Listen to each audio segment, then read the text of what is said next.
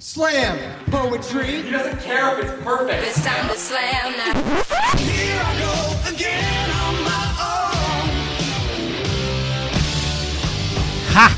Got him!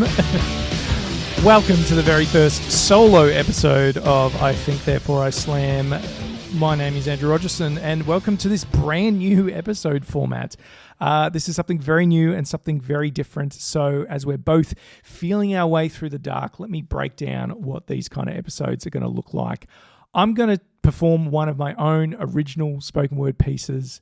I'm going to break down the background of the piece, tell some stories, have some laughs, maybe some nostalgia.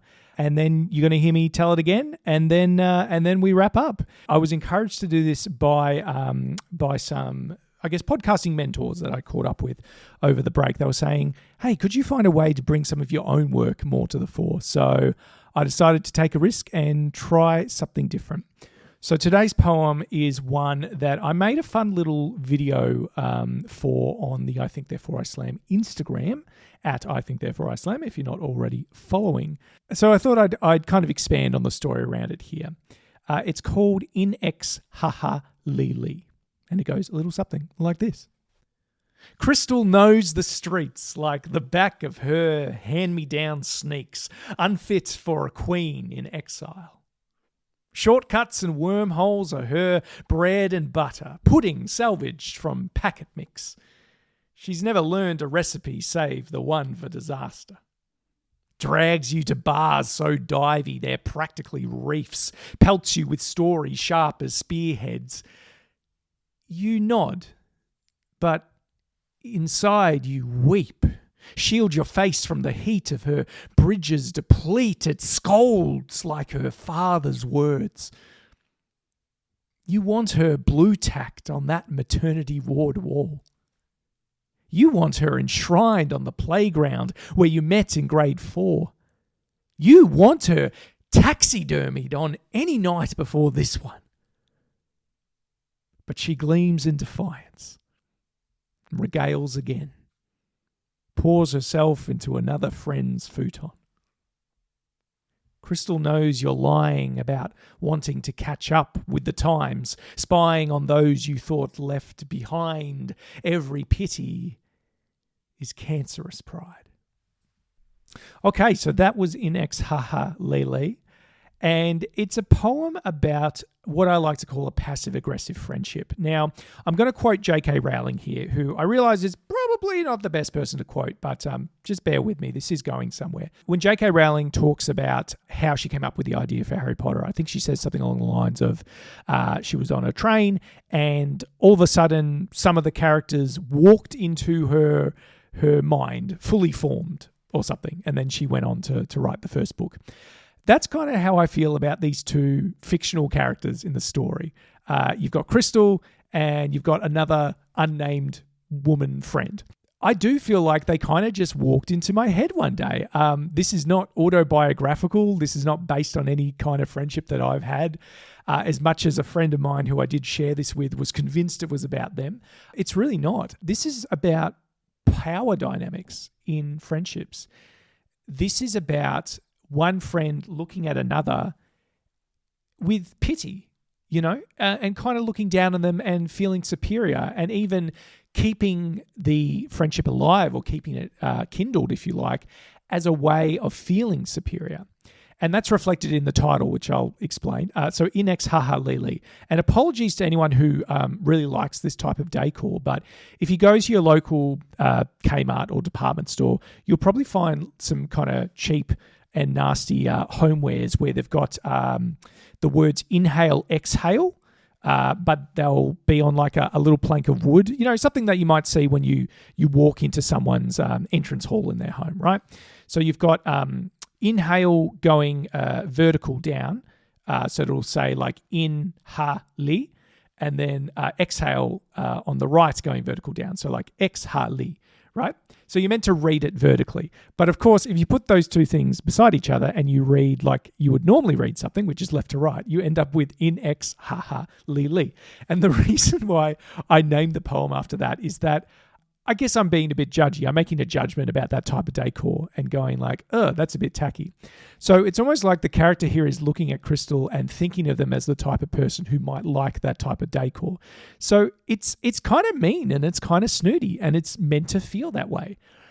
You know, Crystal, I try to really express that character as someone who's a bit of a hot mess, you know? They're walking around without some important and basic life skills, like being able to have a wide range of things that you can cook, which I realize is not something that's super necessary nowadays. But again, this is all through the lens of this other character who's kind of looking down on all these qualities about her friend, so to speak. You know, you nod, but inside you weep. You shield your face from the heat of her bridges deplete. This character is kind of sick of hearing Crystal's stories and the relationships that have broken down, and yet they keep them in their life. They keep them in their life because I think they want to keep Crystal in this kind of infantilized state. And that's why I talk about the second character wanting Crystal to be blue-tacked to her maternity ward wall, wanting her to be enshrined on the playground where you met in grade 4 or taxidermied on any night before this one. I was trying to express that feeling of something set in stone, right? Something made into a statue or stuffed and put on a mantle, of wanting to preserve the status quo of maybe who someone used to be or what the friendship maybe used to be like. There's almost a sense of longing as well as that feeling of superiority, I suppose. And then I wanted to put in, I guess, what I call a twist at the end. So I'll just repeat that part. So Crystal knows you're lying about wanting to catch up with the times. Spying on those you thought left behind every pity is cancerous pride. And that really sums up the theme in terms of Crystal kind of knows what's going on. She's not naive to the fact that this friendship doesn't have an equal playing field. It's got a weird power dynamic where, again, this other friend is kind of feeling superior because their friend is such a hot mess. And Crystal's onto it. You know, Crystal knows that this is not just any kind of catch up. There is something behind this that is doing something for the other person, and that behind every pity is a cancerous pride that is causing damage. Now, I said before that this is not an autobiographical poem. You know, this is not based on a particular friendship, but I think that there have been elements of this in some of my friendships as well. And I actually don't like that. I don't want to be a passive-aggressive friend. I don't want to have differences in power dynamics with my friends. I want to be able to celebrate their wins, whatever is going on in my life. I want to be interested in what, you know, the decisions they make and what they do, even though they may be different from myself and what I value or what I'm interested in. I don't want to be like this other character looking at Crystal, but I guess once I'd finished this poem, I was able to look back on it and be like, gee, this is really written from the perspective of a character who's a bit of a piece of work. So I hope that in your friendships as well, that they're not passive aggressive, that you're able to have equal power with the people in your relationships and with your friendships, and that they don't reflect what's going on here. So once again, I'm going to read it before I sign off. This is INexHAhaLEle. Crystal knows the streets like the back of her hand-me-down sneaks, unfit for a queen in exile. Shortcuts and wormholes are her bread and butter, pudding salvaged from packet mix. She's never learned a recipe save the one for disaster. Drags you to bars so divey they're practically reefs, pelts you with stories sharp as spearheads. You nod, but inside you weep. Shield your face from the heat of her bridges deplete. It scolds like her father's words. You want her blue-tacked to that maternity ward wall. You want her enshrined on the playground where you met in grade 4. You want her taxidermied on any night before this one. But she gleams in defiance and regales again, pours herself into another friend's futon. Crystal knows you're lying about wanting to catch up with the times, spying on those you thought left behind. Every pity is cancerous pride.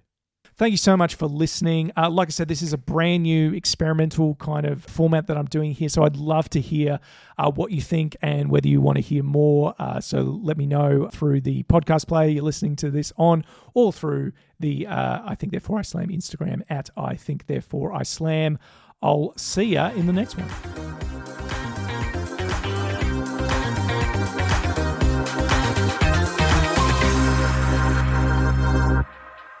Weetabix hands, what's that all about?